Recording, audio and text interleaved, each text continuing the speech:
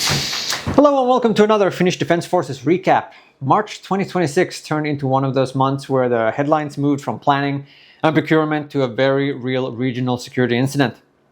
The biggest story was the drone episode in southeastern Finland, where UAVs connected to Ukraine's strikes on Russian oil targets ended up crossing into Finnish territory.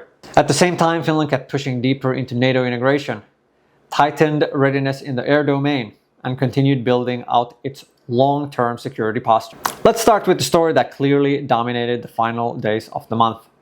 On March 29th, Finland's Ministry of Defense said that several low-flying, slow-moving small objects were detected over the maritime area in southeastern Finland. The Finnish Air Force responded with an FA-18 Hornet identification mission, and according to the ministry, one drone fell north of Kouvola and another east of Kouvola. Defense Minister Antti Häkkänen said that drones had strayed into Finnish territory and that the matter was being taken very seriously. What made this such a major story is the broader context. Reuters reported that Finnish authorities linked at least one of the drones to Ukraine, as Kyiv has been carrying out major strikes against Russian oil infrastructure around the Baltic. Reuters also reported that Finnish police made a preliminary assessment that one of the drones carried an unexploded warhead, and that Ukraine later apologized, saying the drone most likely went off course because of Russian electronic interference. And this was not happening in isolation. Reuters reported that Ukraine had intensified attacks on Russia's Baltic oil infrastructure, especially around Ust-Luga or Laukansu and Primorsk or Koivisto, causing significant disruption to Russian export operations. That gives the Finland incident a much bigger strategic backdrop. This was not just a random airspace story, but a spillover from a wider campaign aimed at Russia's energy logistics and war economy. And once that happened, Finland's response was exactly what you would expect from a country that takes territorial integrity seriously. Before the March 29th drone announcement, the Finnish Defence Forces had already signaled that they were increasing measures to protect territorial integrity.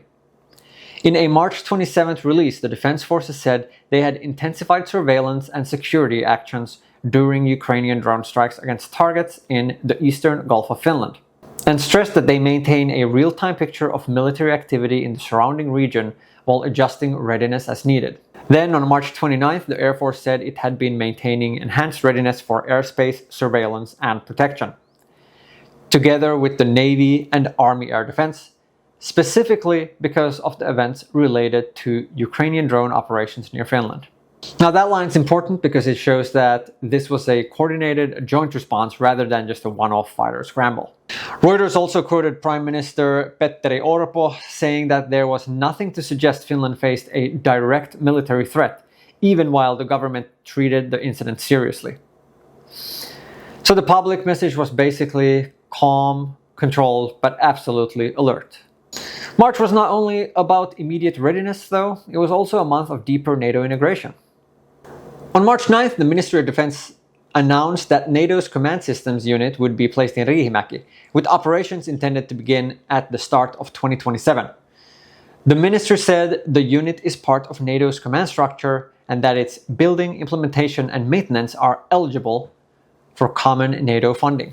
The Finnish framing here was pretty clear. This strengthens NATO's ability to defend Finland and the alliance's northern area, while further cementing Riihimäki's role as a national center of expertise for command and control systems.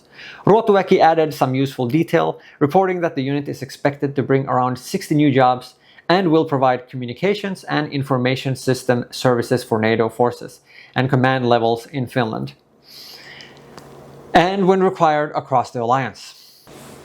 So this is not just symbolic NATO branding, it is a concrete capability node being placed on Finnish soil. And NATO integration also showed up in the air domain earlier in the month. Another notable March development was NATO's E-3A Sentry AWACS operating in Finland for the first time. In a March 16 release, the Air Force said it had flown joint sorties with the NATO surveillance aircraft on March 3rd in Finnish airspace, alongside FA-18 Hornets from Karelia and Lapland Air Commands. The aircraft was also air-to-air refueled in Finland. That may sound technical, but it matters. It shows Finland is not just politically inside NATO now, it is increasingly plugged into NATO's real operating system, especially when it comes to air surveillance, command networks, and joint readiness in the north. March also brought a politically significant legal step tied directly to alliance deterrence. On March 5th, the Ministry of Defense said it was sending out a proposal to amend the Nuclear Energy Act and the Criminal Code. The ministry said the purpose was to remove legislative obstacles so Finland's military defense can function fully as part of the alliance, and so Finland can make full use of NATO's deterrence and collective defense. That is a major signal in itself. Even without going too far into the political debate, the message from Helsinki was that NATO membership is now moving beyond accession and into the legal fine-tuning needed for real alliance integration. Security in March was not only about aircraft and legislation, it also extended to ownership and strategic geography. On March 27th, Defense Minister Häkkänen made 6 negative permit decisions on property acquisitions involving buyers from outside the EU and the EEA.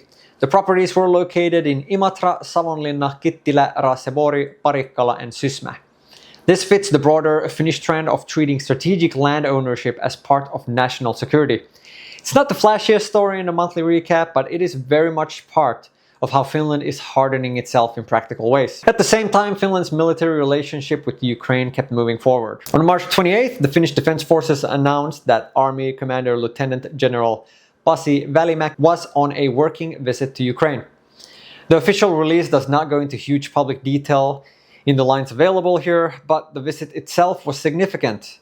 Even amid heightened regional tension, Finland was continuing direct military-level engagement with Ukraine. When you place that visit next to the end-of-month drone incident, it underlines how tightly Finland's security environment is now linked to the war next door, even if Finland is not a party to the conflict. There were also a couple of smaller but still interesting defense-related items this month. Ruotuväki reported on the testing of a device that can purify water into drinkable water. According to the article, the goal was to produce clean, fully drinkable water, and the system could be useful not only in Finland but also in various crisis areas because of its mobility. This is the kind of story that may not get huge clicks, but from a military perspective, it matters. Logistics, sustainment, and field resilience are always important, and in modern conflict, they become even more important. And finally, one regional industry item worth mentioning because it ties back into the Nordic defense ecosystem Finland is part of. Patria announced on March 12th that it and Latvia had signed a life cycle support agreement for Latvia's CAVS 6x6 vehicle fleet. The company said the agreement supplements the 2024 life cycle management contract signed by Latvia, Finland, and Patria, which Sweden and Denmark later joined. So while this is not an FDF operational story in the strictest sense, it is part of the wider Finnish defense picture in March. More Nordic-Baltic interoperability, more industrial depth, and more long-term sustainment planning around common platforms. One more March item, and this one is a tragic one.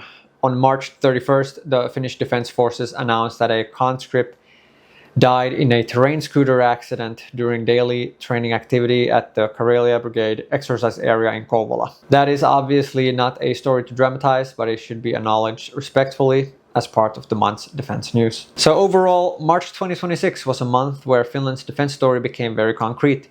You had Ukrainian drone operations against Russian oil infrastructure spilling physically into Finnish territory. You had Finland responding with enhanced air and territorial readiness. You had more NATO integration through the Riihimäki Command Systems Unit and AWACS operations in Finnish airspace. And you had continued hardening through legal reform, property security decisions, and ongoing defense cooperation with Ukraine and regional partners. If you enjoyed this recap, let me know which March story you think mattered most. The stray drone incident, the NATO unit in Riihimäki, or Finland's legal and structural moves to strengthen deterrence. I appreciate you watching this video, and I'll see you in the next one.